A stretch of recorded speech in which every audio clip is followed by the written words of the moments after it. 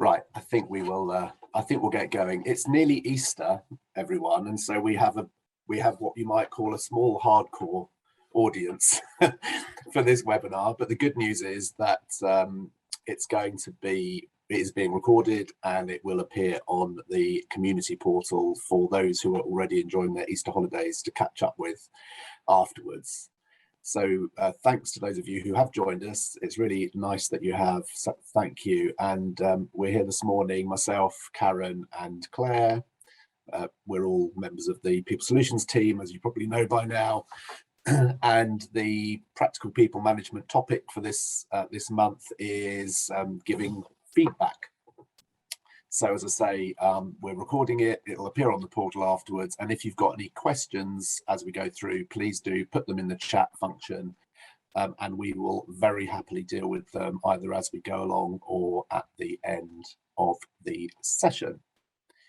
So let's just talk a little bit about giving feedback and the importance of it, because to me it's a really core management skill, one that I was taught as an HR person many years ago.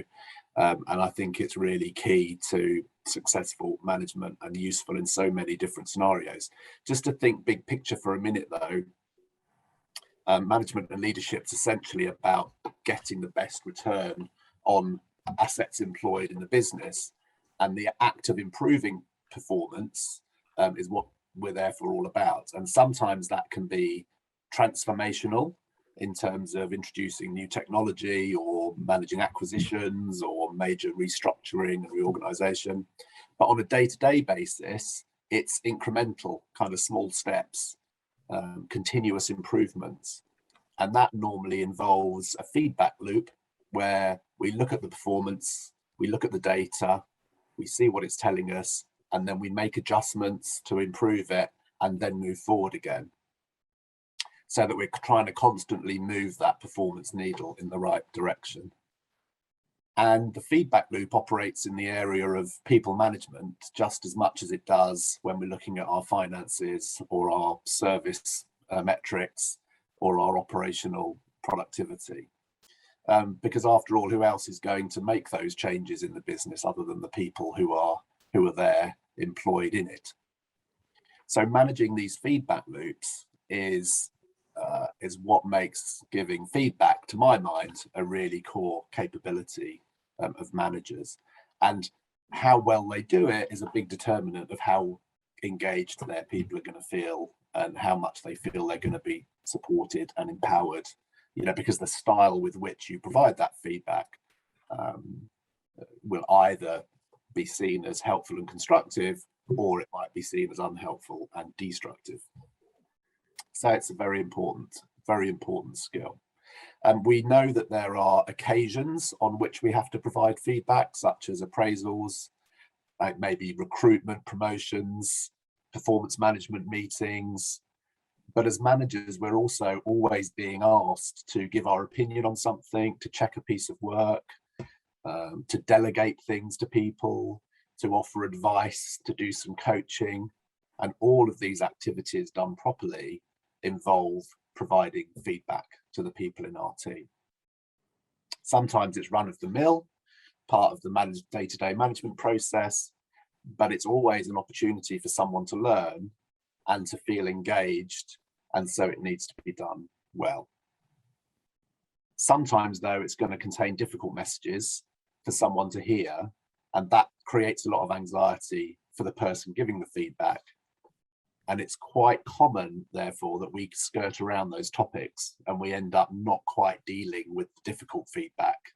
And these things then get left and we never quite bite the bullet. And I think a lot of the work that we do in our team is helping people to overcome what might have been quite long-standing and ingrained issues that have come about because things haven't been nipped in the bud. And there's just that nervousness about tackling difficult issues with perhaps difficult people. So today, what we're going to cover is we're going to look at what is feedback and why it's a challenge, a simple structure and some tips for delivering your messages effectively. And then we're going to look at advice on handling difficult feedback situations, difficult people, difficult feedback, and keep it practical. Use some examples and talk through those types of scenarios. But first of all, let's just come back to think about what are we doing when we're giving feedback. So feedback happens when someone tells you about something you're doing and the impact it has on them, the situation or the outcome.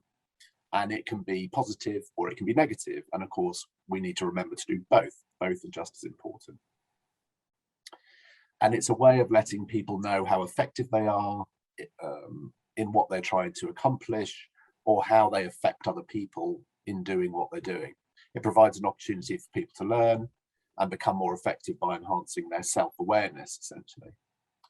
And the aim, of course, is to overcome a problem, find solutions, accentuate strengths so that they can be capitalized upon, and make sure that things continue to operate well going into the future. Now, there's a model that I think illustrates this point very well, and I'm going to share my screen and show you a slide.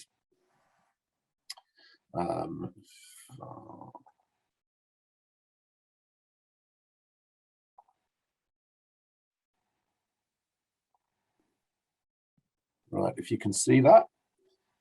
See that? Good. All right. So this is called the Jahari Window, and this was put together by two people, Joseph Luft and Harry Ingham. So Jahari being a combination of their names, nothing more sophisticated than that. And they put this together in the 1950s, and then very shortly afterwards, as a young HR apprentice, I was taught it, and it's kind of stuck with me ever since. So it's a model that helps us understand our relationships between ourselves and other people, and how that relationship develops as we interact with them. So it's a diagram. It obviously looks like a window, and it's got 4 quadrants in it. And there are 4 assumptions that we must make when we're using this diagram, as you can see here. So there is information that is known only to me. Okay, so known to me, not to others, and that's the hidden area, or sometimes called the facade. There's information that's known only to you up here, but not to me. So you know things that I don't about me. That's the blind spot. And then there's information that we both know, and that's the open area. And then there's information that neither of us know, and that's the unknown area down here.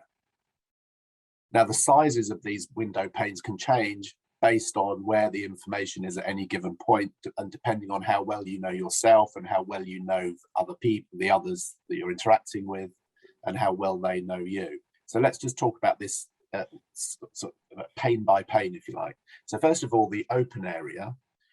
So while you speak with someone, there are things that both you and the person you're talking to are aware of. So that includes information about their attitudes to things, their behavior, their emotions, how they feel about things, what they can do, and that's information that we share. It's knowledge that we both have, and therefore that is where communication is free flowing, and we build trust and knowledge of each other and rapport.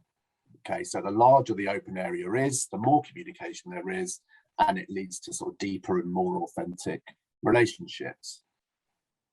So then the facade, this area here, the hidden area down here, these are items that are known to me, but not to you. They are attributes and personal details that I know about myself, but I choose not to share with other people. Now, the point about this is sometimes in the context of feedback, sometimes it's good to reveal things about yourself from the hidden area in order to help build trust and to move the communication window closer to that open area.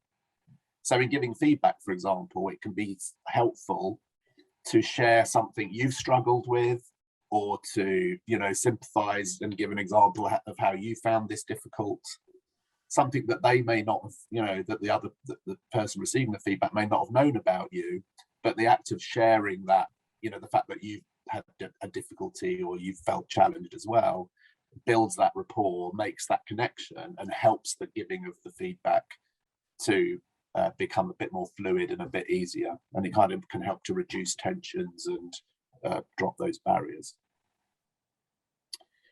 So the blind spot here, so things that we know about people but they don't see in themselves. Now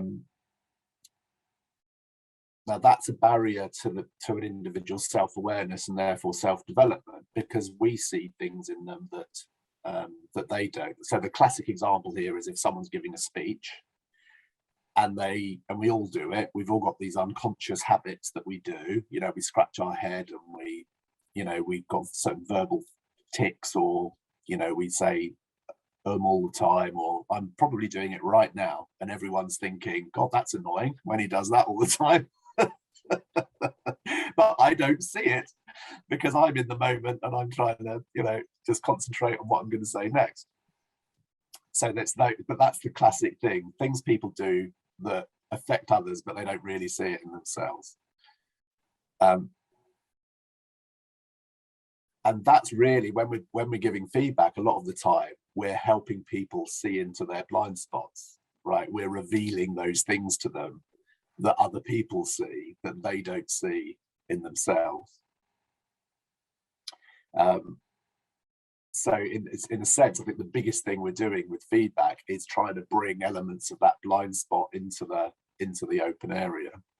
Okay, but it's important to remember that that works for positive things too. You know, if I've given a speech and it's been fantastic, then telling me what was fantastic about it is also really good for me, because that encourages me and it points out to me things I may not have realized I'm particularly good at, and I can capitalize on those strengths going forward as well. So it's, you know, you've got to focus on both sides of the equation. So that leaves the unknown area, and that's where things that both you and I aren't aware of. Okay, so this is information that's waiting to be discovered. So, for example, there are new things. There might be new things that are possible things for you to do, and neither you or I know whether you can do them yet. So in this area is really about introducing new experiences for people where they can find out about themselves and find out, you know, how good they are at things. And that's more an area where we might talk about coaching and that kind of support, where we help people into new experiences and then support them and help them to learn, you know, and then create those feedback loops while they're having that new experience. And we're all finding out at that point how good they are at doing that.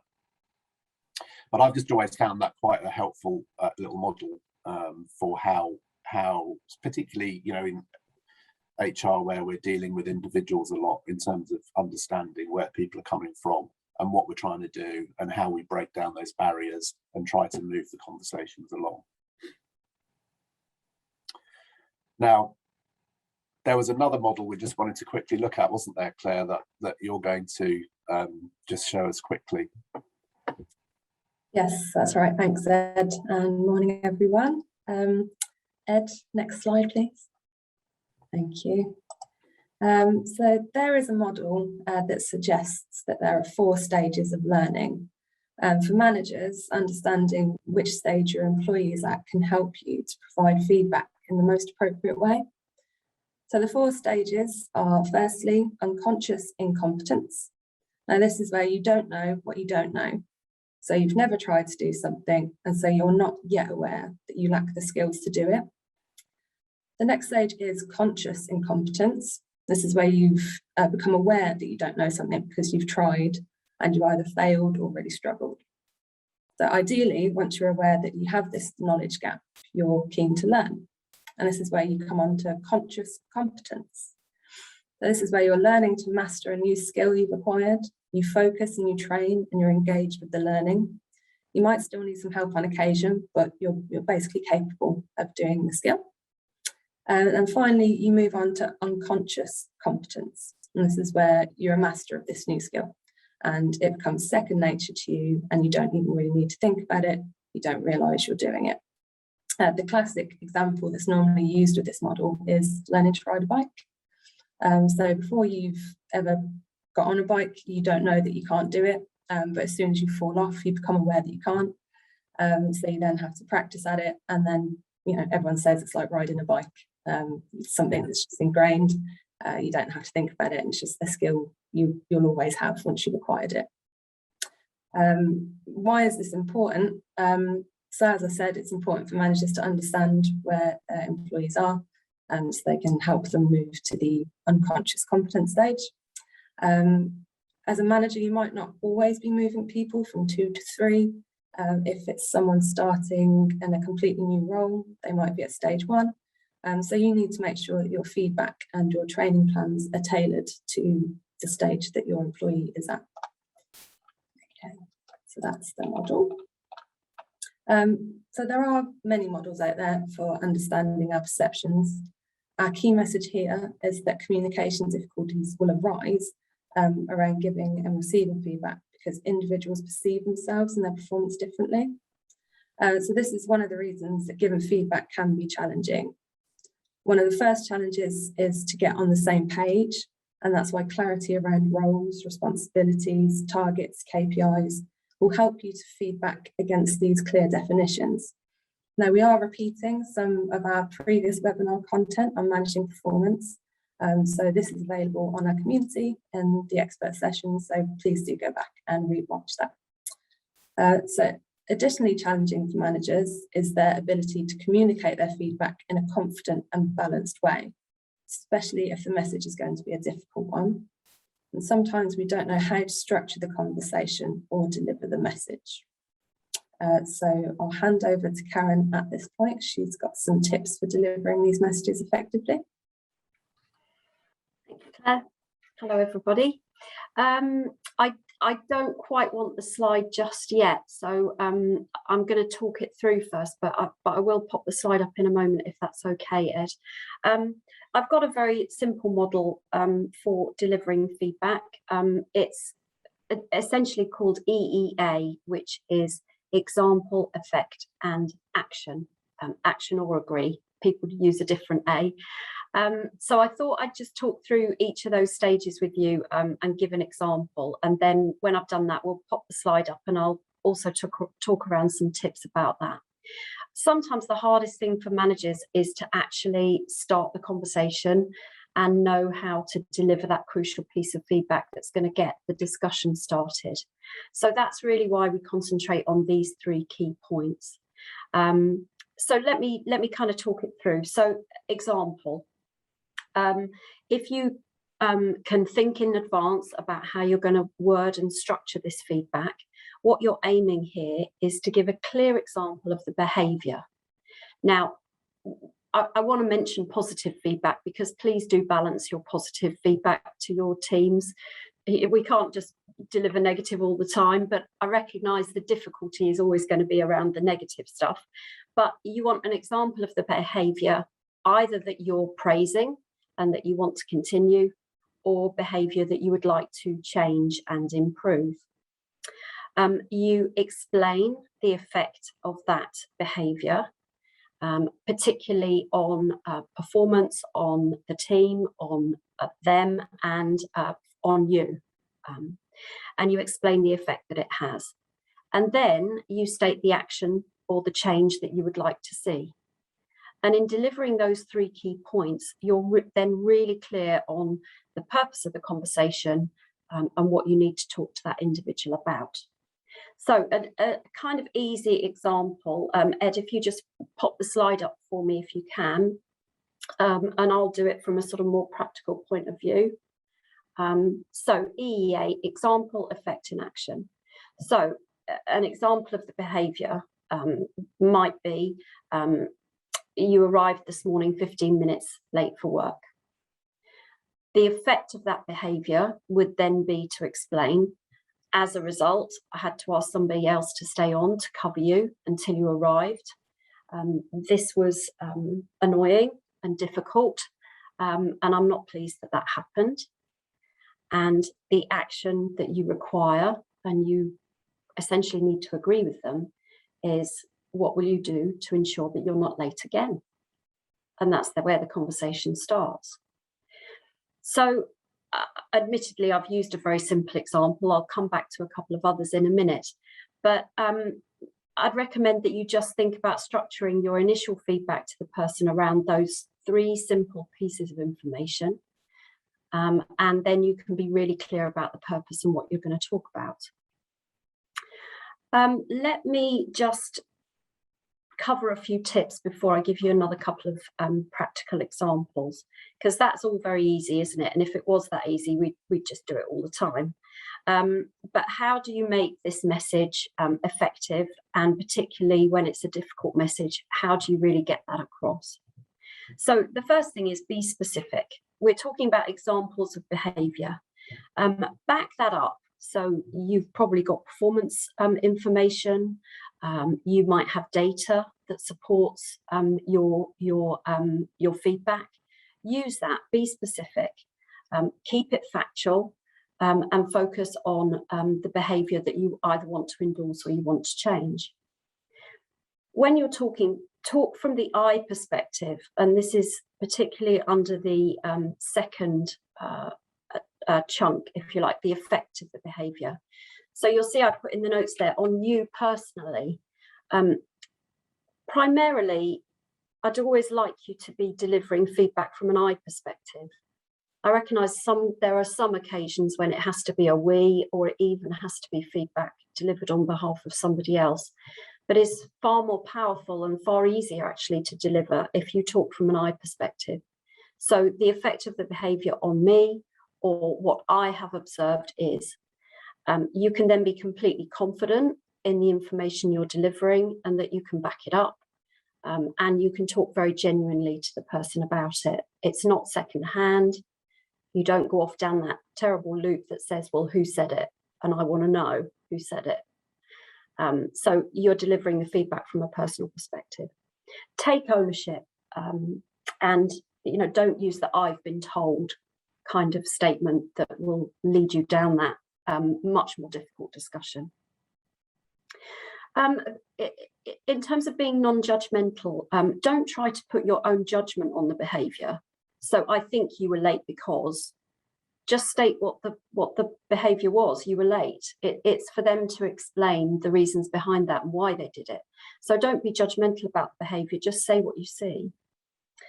And in saying what you see, think about your language. There's always ways of saying things that keep it based on behaviour that individuals can change. There's no point going off down a route of comments about people's personality or their inherent nature, because they won't be able to change that.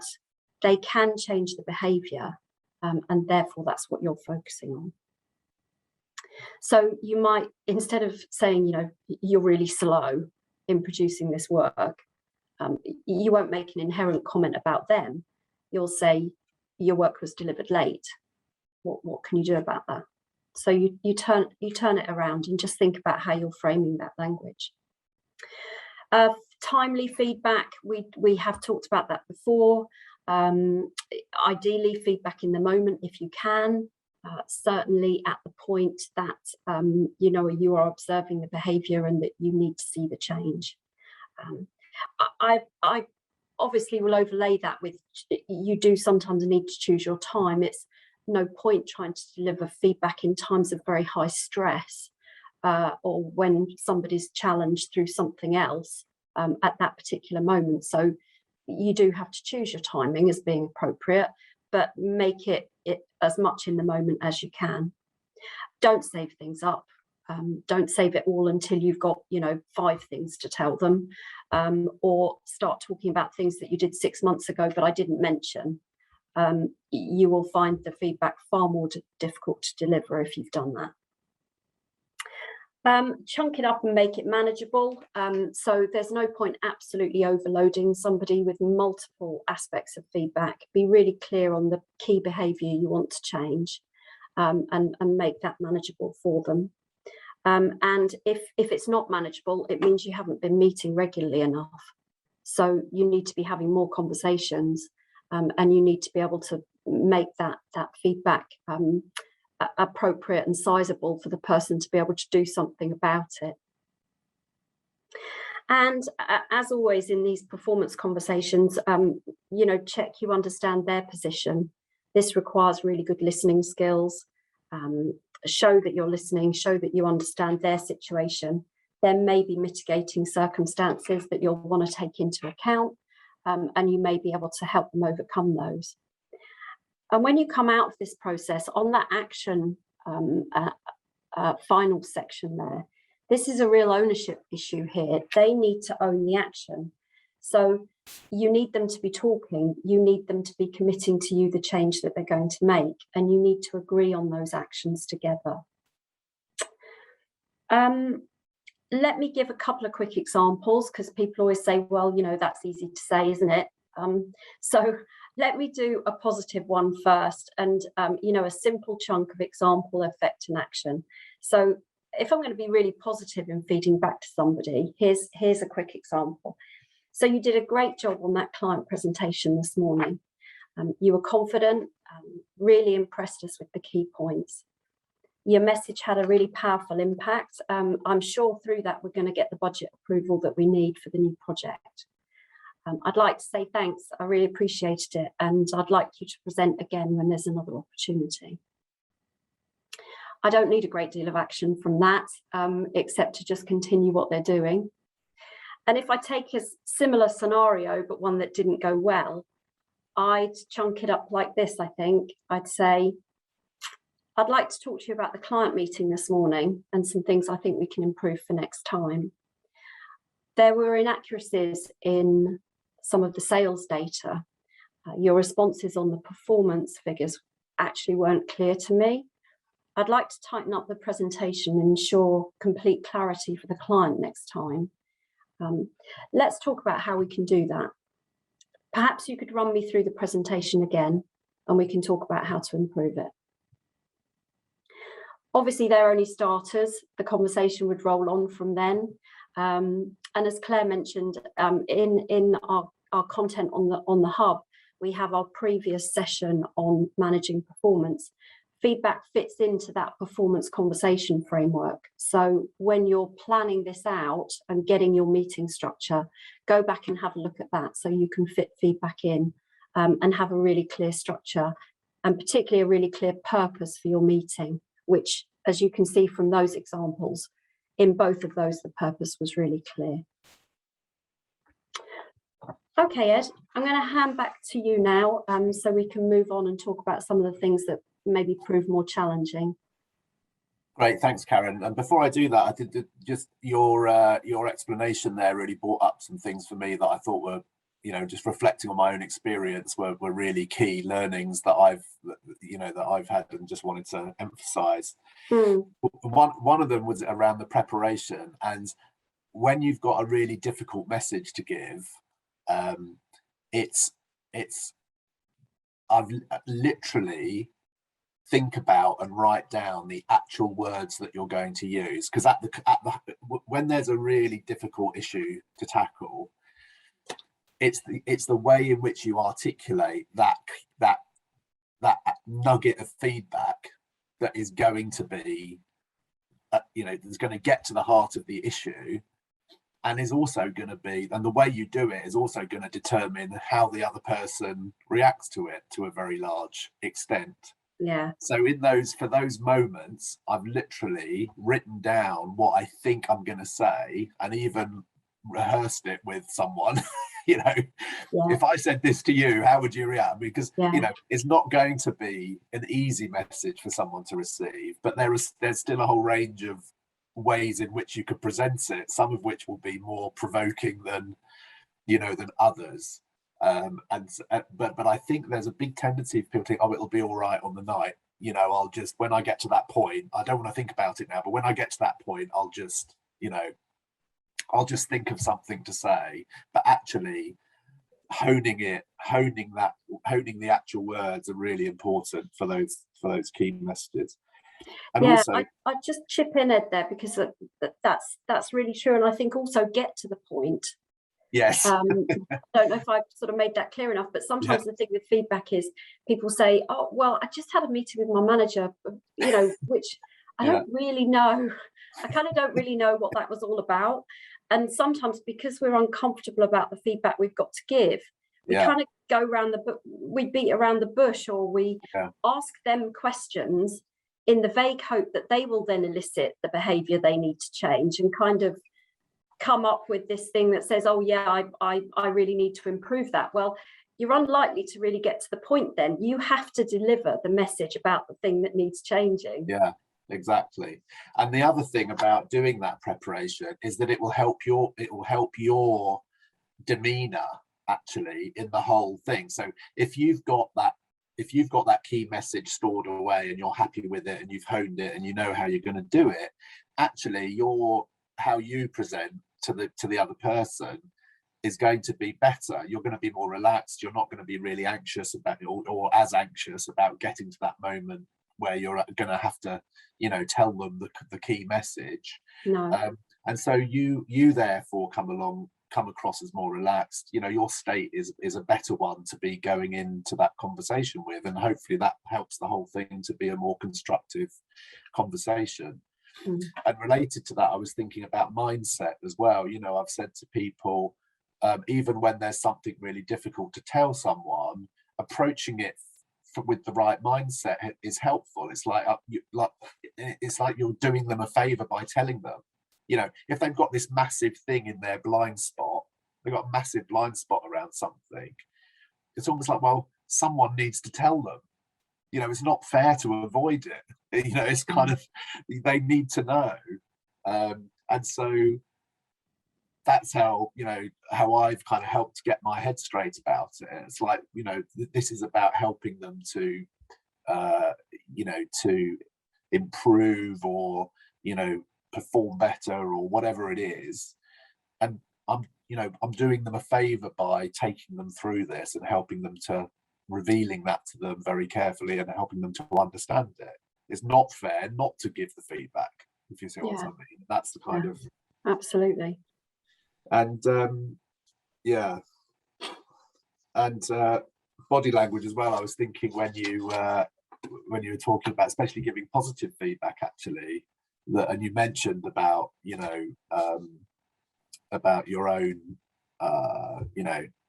your own communication, and I just remember this classic thing I learned once in a training course where someone said, if you're congratulating someone and you say to them, yeah, well, that was great, well done, that was a really fantastic job, anyway, moving on, it's like, did you really mean it?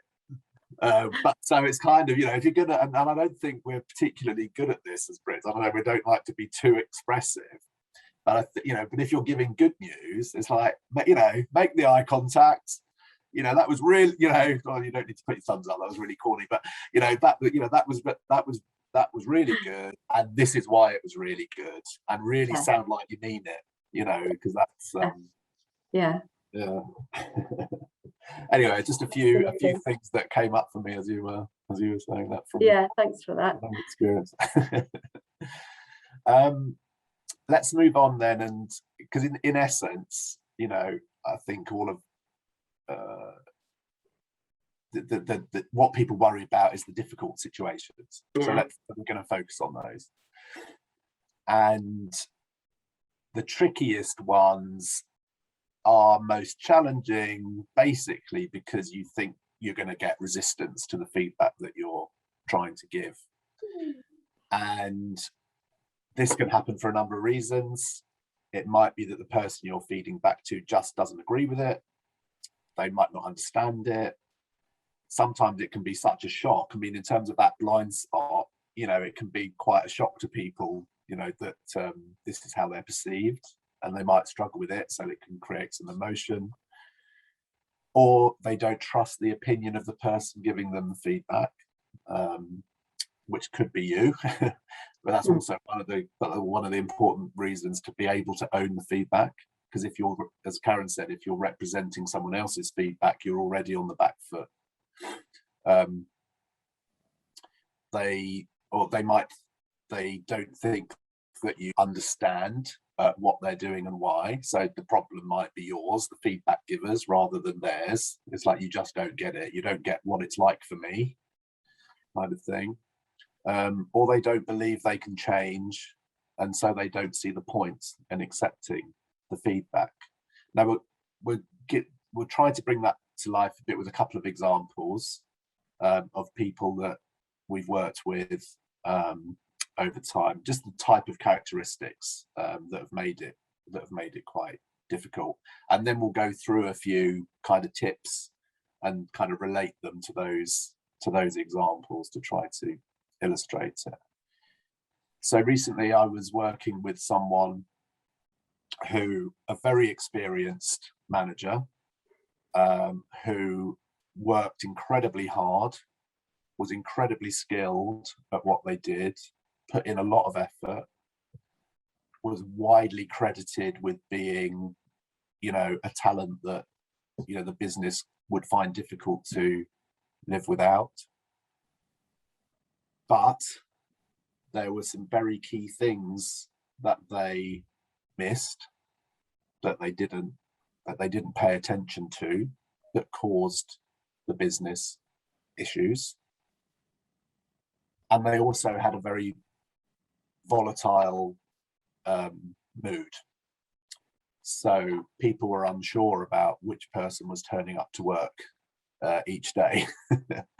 And so sometimes they would be very helpful and supportive, and sometimes they would cut people off and get very short. And so they weren't really properly engaging with their team.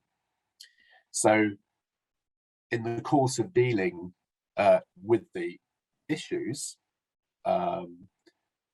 this person felt that the good aspects of their work weren't being properly recognized, that almost, the good aspects excused the ones that needed improvement, that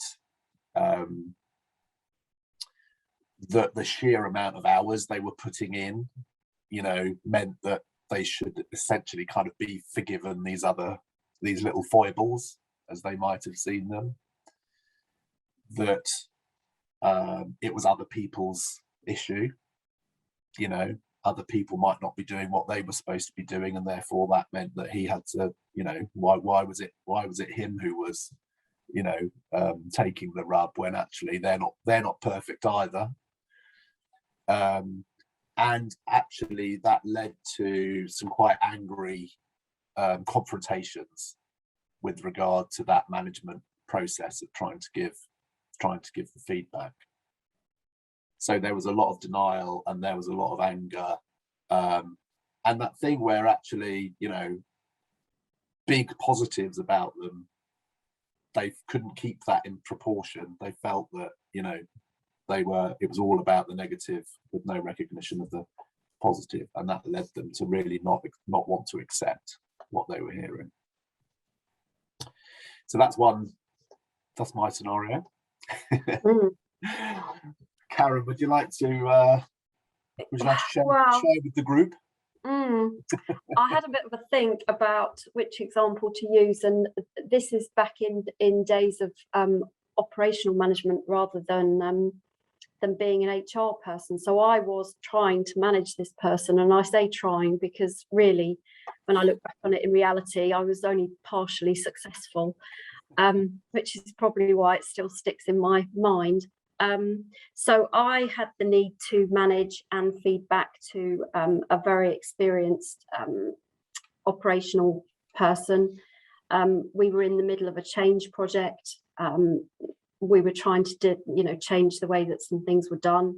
I have to say I didn't necessarily understand everything about how things were done, so I was very reliant on him, and he didn't necessarily support all those changes. And we used to have fairly regular sort of performance progress meetings, at which he would not have explained fully to me what the situation was, and we wouldn't have met the milestones we were meant to have met by that point. And I think the thing that became very difficult for me was there was a complete lack of engagement. So I was trying to discuss and feedback on the progress and to get him to explain things to me. I knew he knew stuff that I didn't know, if we go to Jahari, but it was much more powerful for him to not tell me. So we had issues around that, and what you were saying, Ed, about body language, he wouldn't engage with me. So he was very sullen. He would sit at the meetings, and I mean, I dreaded them, to be honest. He wouldn't maintain any eye contact with me. He would give me, you know, a couple of word answers, and it wasn't exactly rude or disrespectful, but it was just abrupt and kind of, there was absolutely no engagement between us at all. I couldn't kind of break down that barrier. So, you know, you can imagine you're trying to do that on a weekly basis, and then it comes to the point where you have to feed back that I'm not getting the information that I want, and we're not making the progress that we need to make. And that was getting absolutely zero reaction as well, with a fair amount of latent hostility starting to creep in underneath it. So yeah, I guess that would be my example. And when we put together the tips that we're going to talk about in a minute, I had this particular person in mind when we were thinking about some of those. So I can certainly come back and relay in a minute how I did eventually make some progress. I have to say, I don't think I handled it all that well, and I would do it very differently now. But that's we all have somebody like that in our managerial life, don't we? Absolutely. All right, well, let's have a look at the tips then. I think, Claire, are you going to take us through some of these, and then we'll have a pause and just kind of relay them back to the examples that we've used. And let me just change the slide. There you go. Yeah, okay, so just a quick summary of the tips for handling difficult conversations. As with most things, don't delay, don't avoid a difficult conversation. Make sure you're addressing issues in a timely manner. Be clear on what you want them to improve and how you will explain it. Make sure you've got the examples that you're supporting with data, perhaps. Have a meeting structure planned out in advance, plan what you want to say and the key messages you want to deliver. Anticipate what their reaction might be and plan accordingly. How will you react? How will you remain calm and reiterate your key points? Also remember that your motivation for this is to help them, not to punish them. You're wanting to work together to improve any shortfalls, so you're there to support. And also ensure that you're making your point without interruption, so you're sure that they've heard the message, and do the same for them in return. Make sure that you're listening to them as well and taking on board their return feedback. Okay, so any reflections on that, Karen, with regards to your example? Yeah, I guess there's a couple that were really key for me. I did have data. You know, we did have an implementation plan, and we did have milestones and things to meet. So I definitely had to keep going back and sticking to that. I did have to anticipate his reaction, because I knew that he wouldn't engage with me very openly in the meetings. And so I started to, as best as I could, use some good questioning. And I would try to get him to then talk to me and explain about the situation. Now, you can't remain constantly sullen and uncommunicative if someone is, you know, keeps asking you questions.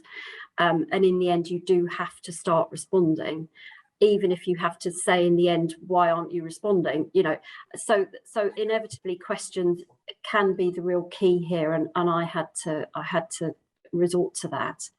And I had to keep going into the meetings with some kind of positive outlook, because I was starting to dread them, which I think then seeps through into your own behaviour, doesn't it? And it stops you really being very motivated to make any progress. So I had to really kind of get a bit of a mindset around it.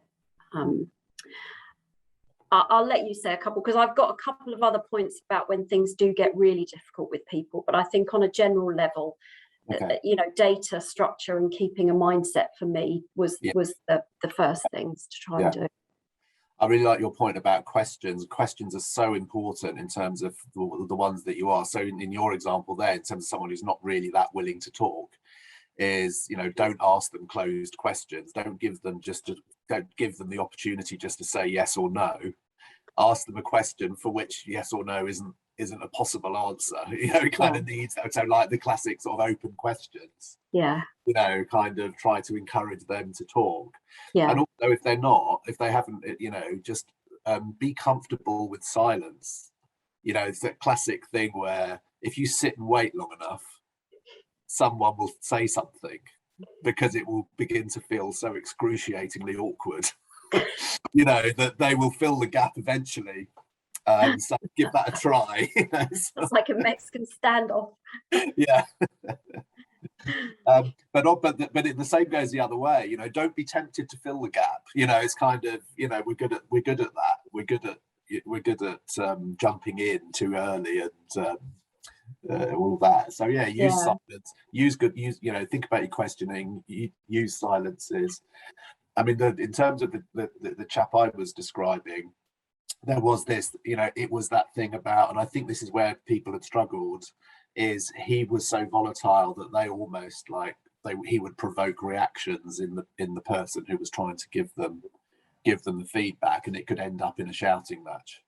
So it is that, you know, trying really hard to maintain that a level of calmness and almost sort of quietness. You know, you describe the situation, you provide the feedback, and then you might allow that person to, obviously you listen to that person, allow them to get, you know, let off their steam, and then kind of calmly come back to what it was you were seeking to discuss with them, and not ratcheting as they ratchet up their, you know, anxiety, not allowing yours to do the same. And that can be quite a challenge in some situations.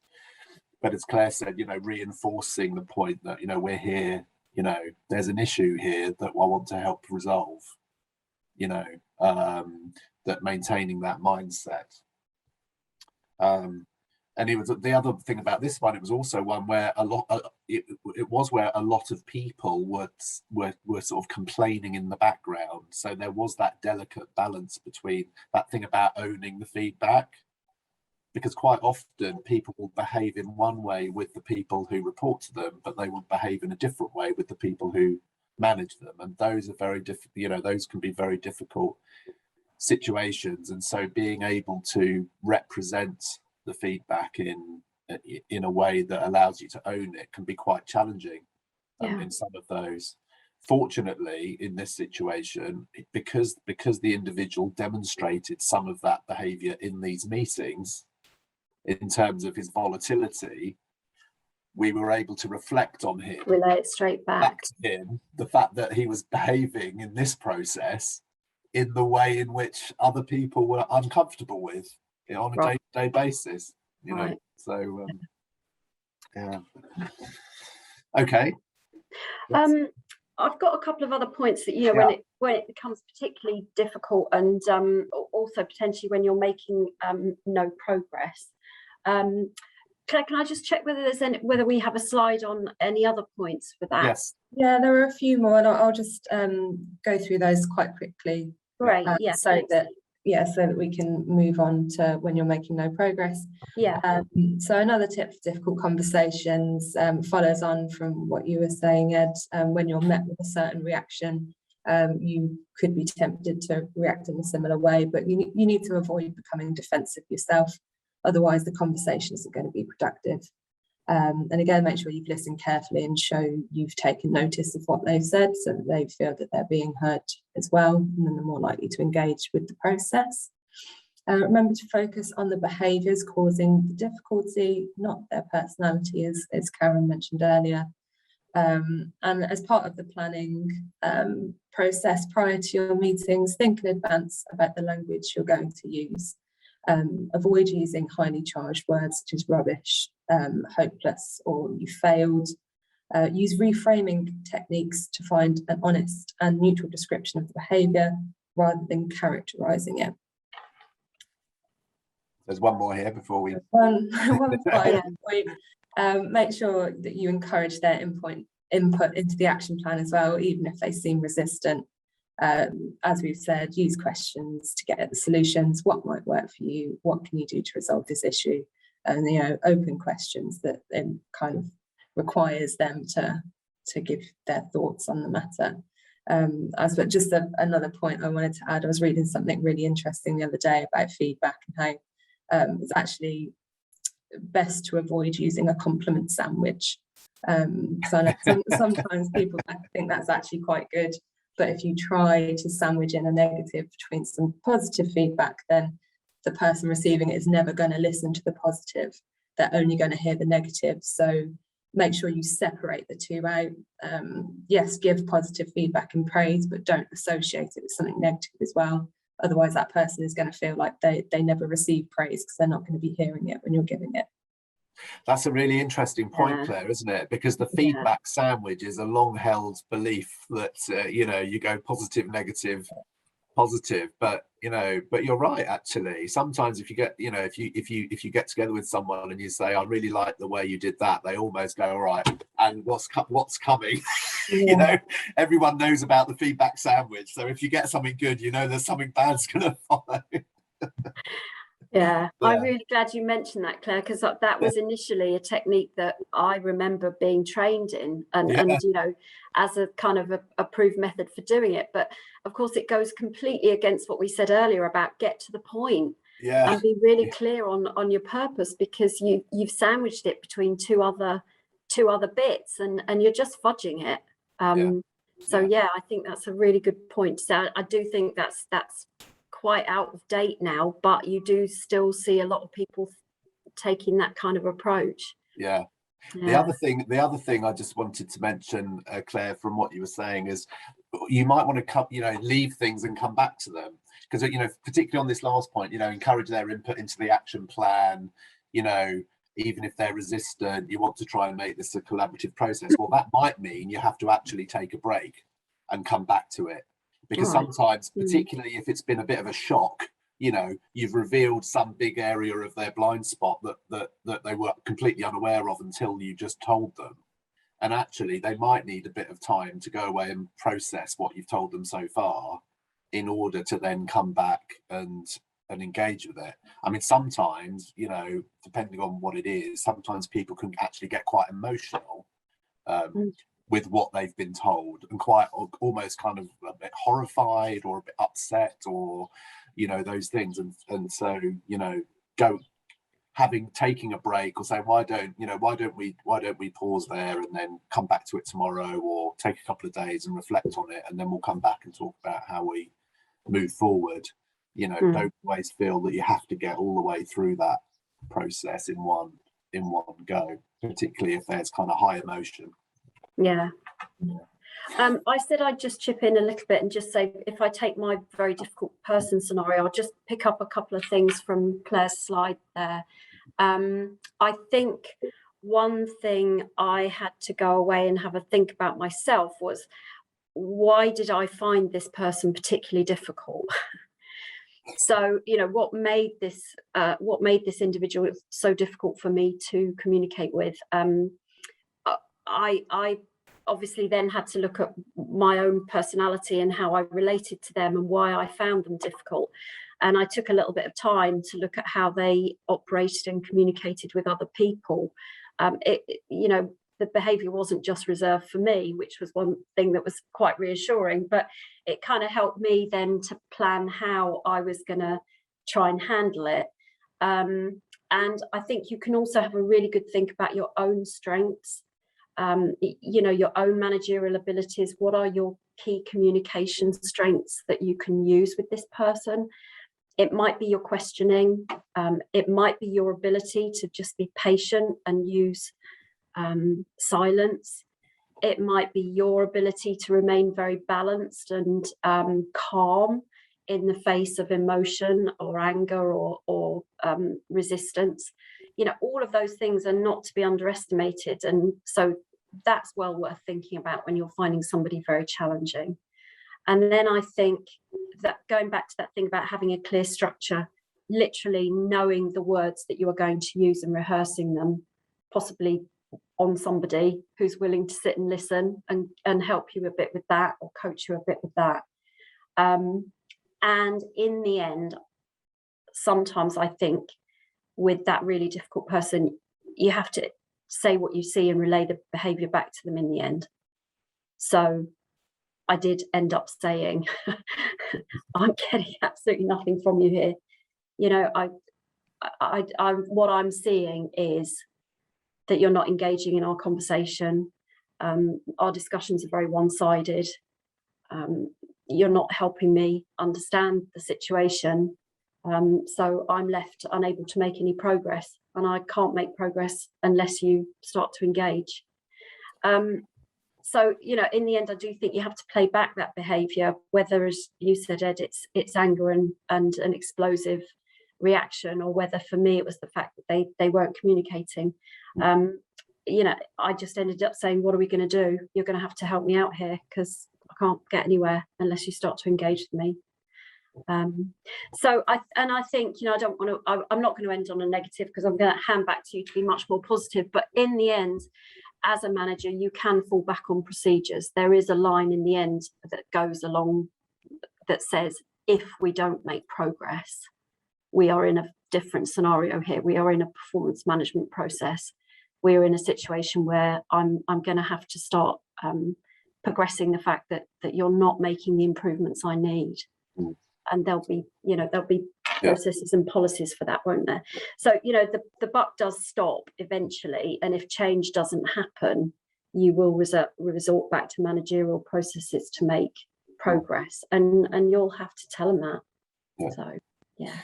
I love that tip about, in the end, telling people how you're feeling sitting there, because that can be very disarming, very, you know, it can really change the dynamic of the meeting, actually. So this is how I'm feeling about things, you know.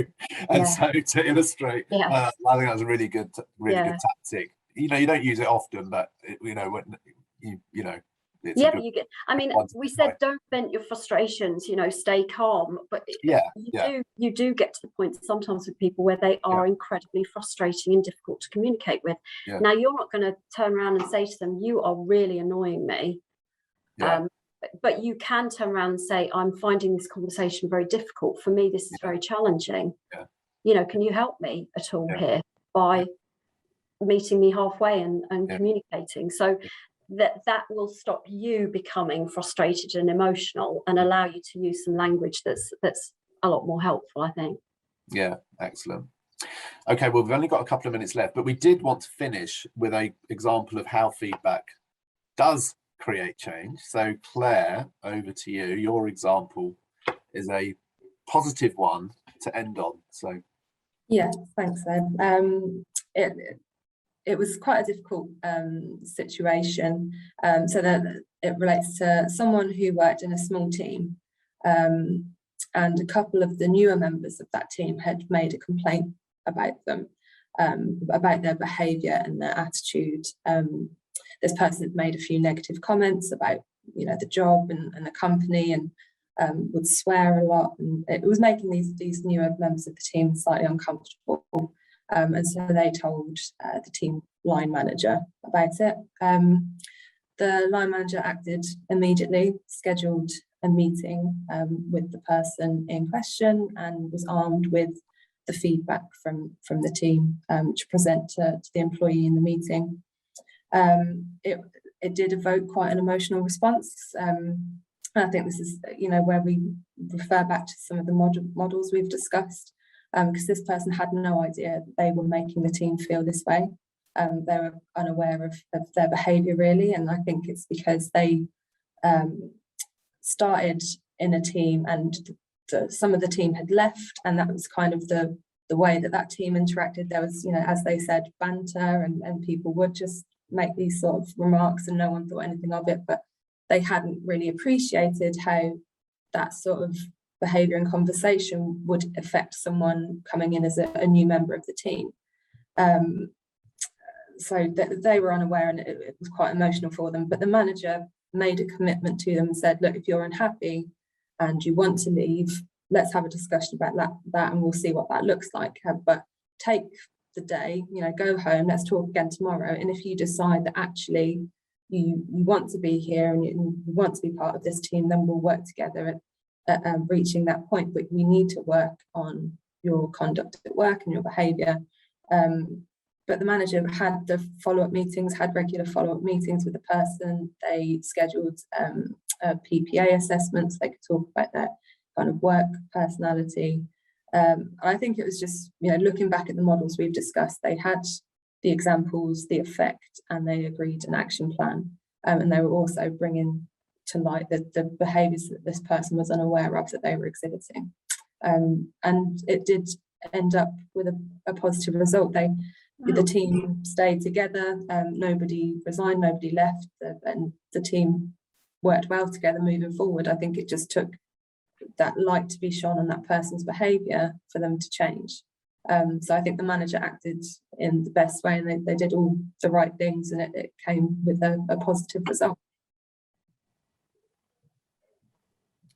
Great. And that's what can happen. And, so creating that positive dialogue and where feedback's a norm, and helping people to get on by helping to reveal that blind spot, that was a great example of, just moving that line, helps people to develop and be, more happy and engaged at work, and to sort of create that positive momentum. So good example. Thank you very much. Apologies, we've run slightly over, so we're going to draw it to a close. Thank you very much for attending. We haven't had any questions, which I'll take as a positive that we've covered everything. And just looking ahead, so just looking at our next event, it's on the 19th. Well, actually, our next practical people management event's on the 19th of May on practical guide to selection interviewing. In the meantime, we're about to advertise one on the 12th of May, which is with our friends at DMH Stallard, our immigration specialists, because a lot of the immigration rules for business visas are changing, and so we're going to provide an update on that, but you'll be hearing from us very shortly about that. So for now, have a good day, have a good Easter, and we will catch up with you very soon.